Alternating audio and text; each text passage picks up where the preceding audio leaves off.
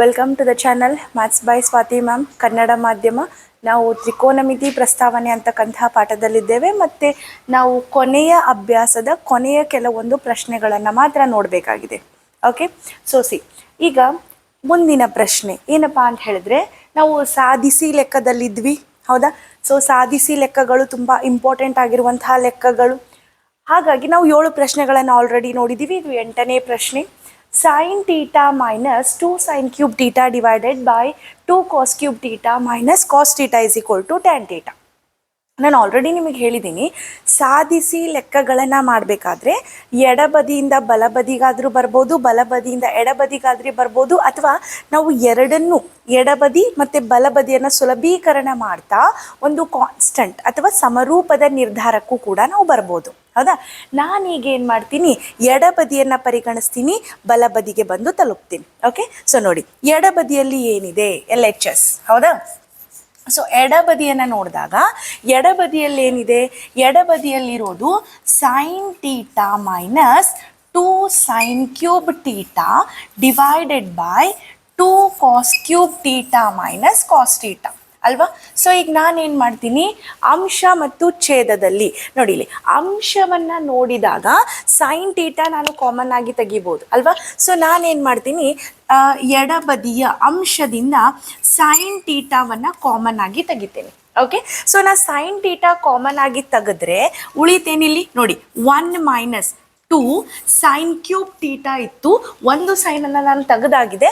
ಏನು ಉಳಿತು ಅಲ್ಲಿ? ಸೈನ್ ಸ್ಕ್ವೇರ್ ತೀಟಾ ಅಲ್ವಾ? 1 minus 2 sign square theta hole divided by, ನೀವು ಛೇದವನ್ನು ಚೂರು ಗಮನಿಸಿದ್ರೆ ಛೇದದಿಂದ ನಾನು ಕಾಸನ್ನು ಕೂಡ ಕಾಮನ್ ಆಗಿ ತೆಗಿಬೋದು. ನಾನೇನು ಮಾಡ್ತೀನಿ, ಈಗ ಛೇದದಿಂದ ಕಾಸನ್ನು ಕಾಮನ್ ತೆಗಿತೀನಿ. ಓಕೆ, ಕಾಸ್ ಕಾಮನ್ ತೆಗೆದ್ರೆ, ಓಕೆ, ಸಾಮಾನ್ಯ ತೆಗೆದ್ರೆ ಉಳ್ಕೊಳ್ತೇನಿಲ್ಲಿ 2, ಇದು ಕಾಸ್ ಕ್ಯೂಬ್ ಇದ್ದಿದ್ದು ಕಾಸನ್ನು ಹೊರಗಡೆ ತೆಗೆದಿದ್ದೀನಿ. ಹಾಗಾಗಿ cos square theta minus 1. Okay, ಈಗ ಎಡಬದಿಯನ್ನು ಸುಲಭೀಕರಣ ಸ್ವಲ್ಪ ಮಟ್ಟಿಗೆ ಮಾಡ್ಕೊಂಡಾಗಿದೆ. ಈಗ ನೀವು ಬಲಬದಿಯನ್ನು ನೋಡಿದ್ರೆ ಬಲಬದಿಯಲ್ಲಿ ನನಗೆ ಟ್ಯಾನ್ ತೀಟಾ ಬೇಕು ಅಲ್ವಾ? ಟ್ಯಾನ್ ತೀಟಾ ಬೇಕಾದರೆ ನಮಗೆ ಗೊತ್ತು, ಸೈನ್ ಬೈ ಕಾಸ್ ನನಗೆ ಟ್ಯಾನ್ ಸಿಕ್ತು. ಹೇಗಾದರೂ ಮಾಡಿ ಈ ಬ್ರ್ಯಾಕೆಟ್ ಬೆಲೆಗಳನ್ನು ನಾನು ಕ್ಯಾನ್ಸಲ್ ಮಾಡಬೇಕು. ಅನ್ನೋ ಯಾಕಂತ ಹೇಳಿದ್ರೆ sine theta by cos theta already tan theta, ಇದು ನನಗೆ ಬೇಕಾಗಿಲ್ಲ. ಈಗ ನಾನು ಏನು ಮಾಡ್ತೀನಿ ಅಂತ ಹೇಳಿದ್ರೆ, ಈ ಸೈನನ್ನು ಕಾಸ್ನ ರೂಪದಲ್ಲಾದರೂ ವ್ಯಕ್ತಪಡಿಸ್ತೀನಿ, ಅಥವಾ ಈ ಕಾಸನ್ನು ಸೈನ್ ರೂಪದಲ್ಲಾದರೂ ವ್ಯಕ್ತಪಡಿಸ್ತೀನಿ. ಯಾವುದಾದ್ರೂ ಒಂದಕ್ಕೆ ಸಂಬಂಧಪಟ್ಟಂತೆ ನೀವು ಇದನ್ನು ಮಾಡಬೇಕು. ಇಲ್ಲಿ ನಾನೇನು ಮಾಡ್ತೀನಿ, ಅಂಶದಲ್ಲಿನ ಸೈನನ್ನು ಕಾಸ್ ರೂಪಕ್ಕೆ ಬರಿತೀನಿ. ಮತ್ತು ನಮಗೆ ಆಲ್ರೆಡಿ ನಿತ್ಯ ಸಮೀಕರಣದ ಪ್ರಕಾರ ಗೊತ್ತು, ಸೈನ್ ಸ್ಕ್ವೇರ್ ತೀಟಾವನ್ನು ನಾವು 1 ಮೈನಸ್ ಕಾಸ್ ಸ್ಕ್ವೇರ್ ತೀಟಾ ಅಂತ ಹೇಳಿ ಬರಿಬೋದು. ಇದು ನಿತ್ಯ ಸಮೀಕರಣದ ಆಧಾರದ ಮೇಲೆ. ಹಾಗಾಗಿ ನಾನೇನು ಮಾಡ್ತೀನಿ ಅಂತ ಹೇಳಿದರೆ, ಇಲ್ಲಿ ನೋಡಿ, sine theta into bracket 1 minus 2 into sine square ತೀಟಾದ ಬದಲಾಗಿ, ಹೌದಾ? ಇಲ್ಲಿ ಸೈನ್ ಸ್ಕ್ವೇರ್ ತೀಟಾ ಇದೆ, ಸೈನ್ ಸ್ಕ್ವೇರ್ ತೀಟಾದ ಬದಲಾಗಿ ನಾನು 1 ಮೈನಸ್ ಕಾಸ್ ಸ್ಕ್ವೇರ್ ತೀಟಾನ ಬಳಸ್ತೀನಿ. ಓಕೆ, ಏನಾಯ್ತು ಈಗ? 1 minus cos square theta bracket complete whole divided by cos theta into bracket. ನಾನೇನು ಹೇಳಿದೆ? ಅಂಶದಲ್ಲಾದರೂ ಬದಲಾವಣೆ ಮಾಡಬೇಕು, ಇಲ್ಲ ಅಂತ ಹೇಳಿದ್ರೆ ಛೇದದಲ್ಲಾದರೂ ಬದಲಾವಣೆ ಮಾಡಬೇಕು, ಎರಡೂ ಕಡೆ ಅಲ್ಲ. ಓಕೆ, ಕೆಳಗಿನ ಭಾಗದಲ್ಲಿ ಏನಿದೆ? 2 cos square theta minus 1. Okay, ಈಗ ಸುಲಭೀಕರಣ ಮಾಡ್ತಾ ಹೋಗೋಣ. ನೋಡಿ, ಇಲ್ಲಿ sine square theta, sine theta by cos theta ಮೊದಲು ಸುಲಭೀಕರಣ ಮಾಡ್ತಾ ಹೋಗೋಣ. Sine theta into bracket 1 minus, ನೋಡಿ ಇದರ ಜೊತೆ ನಾನು ಇದನ್ನು ಗುಣಾಕಾರ ಮಾಡಬೇಕು, ಇದನ್ನು ಗುಣಾಕಾರ ಮಾಡಬೇಕು ಅಲ್ವಾ? Minus into plus minus, 2 1 2, minus into minus plus, 2 into cos square theta, 2 cos square theta.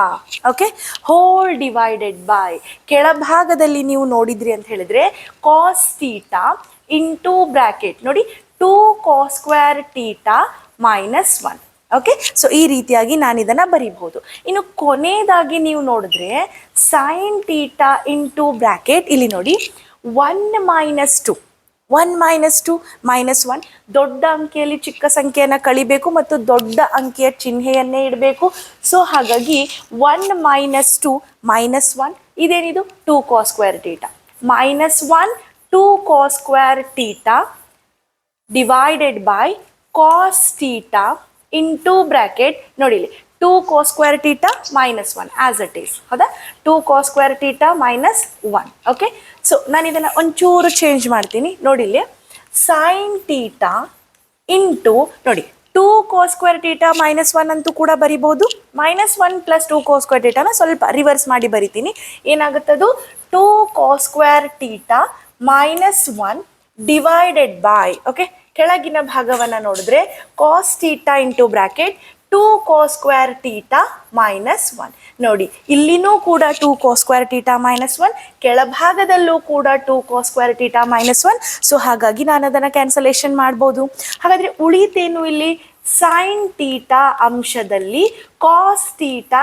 ಛೇದದಲ್ಲಿ ಅಲ್ವಾ ಸೊ ನಾವು ನಿತ್ಯ ಸಮೀಕರಣವನ್ನು ನೋಡಬೇಕಾದಾಗಲೇ ನಾವು ಹೇಳ್ಬಿಟ್ಟಿದ್ದೀವಿ sin theta by cos theta ಅಂದರೆ tan theta ಅಲ್ವಾ ಸೊ ನೀವು RHS ಅನ್ನು ಗಮನಿಸಿದ್ರೆ ಅಥವಾ ಬಲಬದಿಯನ್ನು ಗಮನಿಸಿದ್ರೆ ನಮಗೆ tan theta ಬೇಕಾಗಿತ್ತು ನಾವು LHS ಇಂದ ಶುರು ಮಾಡಿ RHSಗೆ ಬಂದು ತಲುಪಿಯಾಗಿದೆ ಸೊ ಕೊನೆಯದಾಗಿ ನಾವು LHS is equal to RHS ಅಂತ ಹೇಳಿ ಬರ್ಕೋಬಹುದು ಓಕೆ ಸೊ ಈ ರೀತಿಯಾದ ಇದನ್ನ ಸಾಲ್ವ್ ಮಾಡ್ಬೇಕು ಮತ್ತೆ ಇದು ಒಂದು ಇಂಪಾರ್ಟೆಂಟ್ ಆಗಿರ್ತಕ್ಕಂಥ ಪ್ರಶ್ನೆ 3 ಅಂಕಗಳಿಗೆ okay so practice it little more ಮುಂದಿನ ಪ್ರಶ್ನೆ ಸೊ ಈ ಪ್ರಶ್ನೆ ಸ್ವಲ್ಪ ಅಂತ ಹೇಳಿದ್ರೆ ತುಂಬಾ ಇಂಪಾರ್ಟೆಂಟ್ ಆಗಿರುವಂತಹ ಪ್ರಶ್ನೆ 3 ಅಂಕಗಳಿಗೆ ಓಕೆ ಸೊ ಹೈಲಿ ಇಂಪಾರ್ಟೆಂಟ್ ಪ್ರತಿ ವರ್ಷದ ಕ್ವಶನ್ ಪೇಪರಲ್ಲಿ ನೀವು ಪ್ರಿಪರೇಟರಿಯಲ್ಲಾದರೂ ನೋಡ್ಬೋದು ಅಥವಾ ಬೋರ್ಡ್ ಎಕ್ಸಾಮಲ್ಲಾದರೂ ನೋಡ್ಬೋದು ಈ ಪ್ರಶ್ನೆ ತುಂಬ ಇಂಪಾರ್ಟೆಂಟ್ ಆಗಿರುವಂತಹ ಪ್ರಶ್ನೆ ಏನಿದೆ ಪ್ರಶ್ನೆ sin a plus cosec a the whole square plus cos a plus sec a the whole square is equal to 7 plus tan square a plus cot square a ಎಂದು ಸಾಧಿಸಿ ಓಕೆ ಸೊ ಈಗ ನಾನೇನು ಮಾಡ್ತೀನಿ ಎಡಬದಿಯಿಂದ ಶುರು ಮಾಡ್ತೀನಿ ಬಲಬದಿಗೆ ಬಂದು ತಲುಪ್ತೀನಿ ಓಕೆ ಸೊ ಎಡಬದಿಯಲ್ಲಿ ಏನಿದೆ ನೋಡಿ LHS ಪಾಠನ ಬರಿತೀನಿ ಇಲ್ಲಿ sin a plus cosec a the whole square plus cos a plus sec a the whole square ಇದನ್ನು ನೋಡಿದ ತಕ್ಷಣ ನಮಗೆ ಬೀಜಗಣಿತದ ನಿತ್ಯ ಸಮೀಕರಣದ ನೆನಪಾಗುತ್ತಾ ಹೌದಾ ಯಾವ ನಿತ್ಯ ಸಮೀಕರಣ ಅದು ಸೊ ನಿತ್ಯ ಸಮೀಕರಣ ಯಾವುದು ಅಂತ ಹೇಳಿದ್ರೆ a plus b the whole square is equal to a square plus b square plus 2ab ಹೌದಾ ಈ ನಿತ್ಯ ಸಮೀಕರಣದ ನೆನಪಾಗುತ್ತೆ ಸೊ ಈ ನಿತ್ಯ ಸಮೀಕರಣವನ್ನು ಬಳಸಿ ನಾನು ಮೊದಲಿಗೆ ಕೊಟ್ಟಿರುವಂತಹ ಪ್ರಶ್ನೆಯನ್ನ ವಿಸ್ತೃತ ರೂಪಕ್ಕೆ ತೆಗೆದುಕೊಂಡು ಹೋಗ್ತೇನೆ ಹೌದಾ ನೋಡಿಲ್ಲ ಮೊದಲನೇದಾಗಿ ಎ ಸ್ಥಾನದಲ್ಲಿ ಸೈನ್ ಮತ್ತು ಬಿ ಸ್ಥಾನದಲ್ಲಿ ಕೋಸೆಕ್ ಹೌದಾ a plus b the whole square so ಏನಾಗುತ್ತೆ ನೋಡಿಲಿ a ಸ್ಕ್ವೇರ್ ಅಂತ ಹೇಳಿದ್ರೆ sine square a b square cosec square a okay plus 2 into a into b so 2 into sin a into cosec a okay ಇದೇ ರೂಪದಲ್ಲಿ ಇದನ್ನೂ ಕೂಡ ವಿಸ್ತೃತ ರೂಪಕ್ಕೆ ಬರಿತೀನಿ ನಾನು ಓಕೆ ಯಾವ ರೀತಿಯಾಗಿ ಬರಿತೀನಿ ನೋಡಿ ಇಲ್ಲೇ cos a plus sec the whole square a plus b the whole square a the ಸ್ಥಾನದಲ್ಲಿ cos ಮತ್ತೆ b ದ ಸ್ಥಾನದಲ್ಲಿ sec a ಸ್ಕ್ವೇರ್ ಅಂತ ಹೇಳಿದ್ರೆ cos square a b square sec square a okay 2 into a into b so 2 into cos a into sec okay so ಈ ರೀತಿಯಾಗಿ ನಾನೇನು ಮಾಡಿದೆ ಈಗ ವಿಸ್ತೃತ ರೂಪದಲ್ಲಿ ಬರ್ಕೊಂಡೆ ಆದ ನಂತರ ಎಲ್ಲೆಲ್ಲಿ ಸಾಧ್ಯ ಆಗುತ್ತೋ ಅಲ್ಲಲ್ಲಿ ನಿತ್ಯ ಸಮೀಕರಣವನ್ನು ಬಳಸಬೇಕು ಓಕೆ ಸೊ ಎಲ್ಲೆಲ್ಲಿ ನೋಡಿ ಇಲ್ಲಿ sine square A plus cos square a ಅಲ್ವಾ so sine square A plus cos square a ಯಾವ ನಿತ್ಯ ಸಮೀಕರಣ sine square A plus cos square a is equal to 1 ಅಲ್ವಾ ಸೊ ನಾನೀಗ ಏನು ಮಾಡ್ತೀನಿ sine square A plus cos square a is equal to 1 ಅದನ್ನು ಬಳಸ್ತೀನಿ ಸೊ 1 ಪ್ಲಸ್ ಉಳಿತೇನಿಲ್ಲಿ cosec square A plus 2 into sine a into ನೋಡಿ cosec a ಸೈನ್ನ ಹೃತ್ಕೃಮ ಅಲ್ವಾ ಕೊಸೀಕ್ ಎ ಸೈನ್ನ ಹೃತ್ಕೃಮ ಅಂತಾದರೆ ನಾನು ಕೊಸೀಕ್ ಎ ಅನ್ನ 1 ಡಿವೈಡೆಡ್ ಬೈ ಸೈನ್ ಎ ರೂಪದಲ್ಲೂ ಕೂಡ ಬರಿಬಹುದು ಅಲ್ವಾ? ಸೊ ನಾನೇನು ಹೇಗೆ ಮಾಡ್ತೀನಿ ಅಂತ ಹೇಳಿದ್ರೆ, ಕೊಸೇಕ್ ಎನ ಸ್ಥಾನದಲ್ಲಿ ಕೊಸೇಕನ ಹೃತ್ಕೃಮದ ರೂಪದಲ್ಲಿ ಬರಿತೀನಿ. ಅಂದರೆ ಕೊಸೇಕ್ ಎನ ನಾನು ಯಾವ ರೀತಿ ಬರಿಬಹುದು? 1/sin a. ಬಿಕಾಸ್ ಯಾಕಂತ ಹೇಳಿದ್ರೆ 1/sin a ಅಂದರೆ ಏನದು? ಕೊಸೇಕೆ ಅಲ್ವಾ? ಸೊ ಕೊಸೇಕೆಯನ್ನು ನಾನು 1/sin a ಅಂತ ಹೇಳಿ ಬರಿತೀನಿ. ನೋಡಿ, ಕಾಸ್ ಸ್ಕ್ವೇರ್ ಆಲ್ರೆಡಿ ನಾನು ಬಳಸಿ ಆಗಿದೆ. ಇನ್ನು secant square A plus 2 into cos a into sec. ನೋಡಿ, ಮತ್ತೆ ಸೀಕೆಯನ್ನು ಯಾವ ರೀತಿಯಾಗಿ ಬರಿಬಹುದು ನಾನು? ಸೀಕ್ ಎ ಇದು ಕಾಸ್ ಎನ ಹೃತ್ಕೃಮ ಅಲ್ವಾ? ಸೀಕೆ ಇದು ಕಾಸ್ ಎನ ಹೃತ್ಕೃಮ. ಸೊ ಹಾಗಾಗಿ ನಾನು ಸೀಕ್ ಎನ ಬದಲಾಗಿ 1/cos a ಅಂತಲೂ ಕೂಡ ಬರಿಬಹುದು ಅಲ್ವಾ? ಈಗ ನೋಡಿ, ಈ ಸೈನ್ ಎ ಕ್ಯಾನ್ಸಲ್ ಆಯಿತು, ಕಾಸ್ ಎ ಮತ್ತು ಕಾಸ್ ಎ ಕ್ಯಾನ್ಸಲ್ ಆಯಿತು. ಹಾಗಾದರೆ ಉಳಿತೇನಿಲ್ಲಿ?